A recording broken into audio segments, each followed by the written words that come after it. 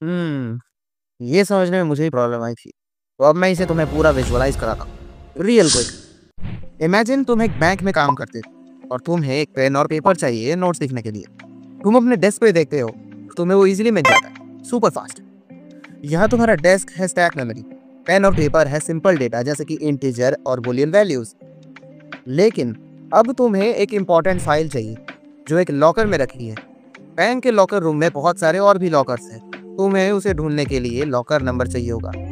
Good news, तुम्हारे desk पे एक स्टिकी नोट है जिसमें उस लॉकर का नंबर लिखा हुआ है। तो तुम इजीली उस रूम में जाकर सही लॉकर खोलते हो और जो फाइल तुम्हें चाहिए उसे ले आते हो। यहाँ लॉकर रूम था हीप मेमोरी।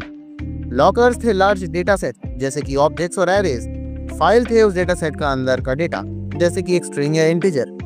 और वो स्टिकी नोट जिस पे लॉकर नंबर लिखा हुआ था वो था एक रेफरेंस वेरिएबल जो कि तुम्हारे डेस्क यानी कि स्टैक मेमोरी में स्टोर रहता है। और हीप मेमोरी के एक डेटा सेट का एड्रेस उसमें स्टोर होता है जिससे कि तुम उस डेटा सेट के किसी भी डेटा को इजीली एक्सेस कर पाते हो।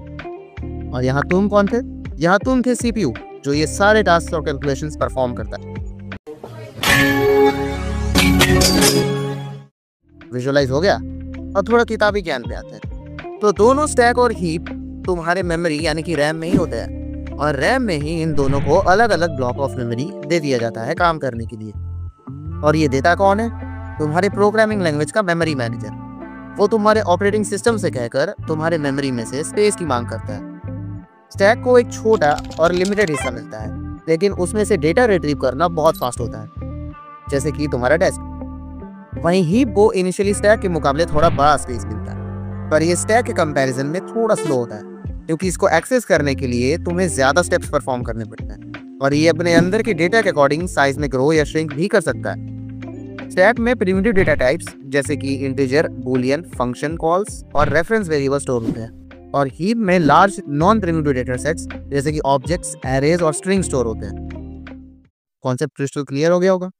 मेरे ख्याल से ये टॉपिक एक पूरा कंप्लीट वीडियो डिजर्व करता है, तो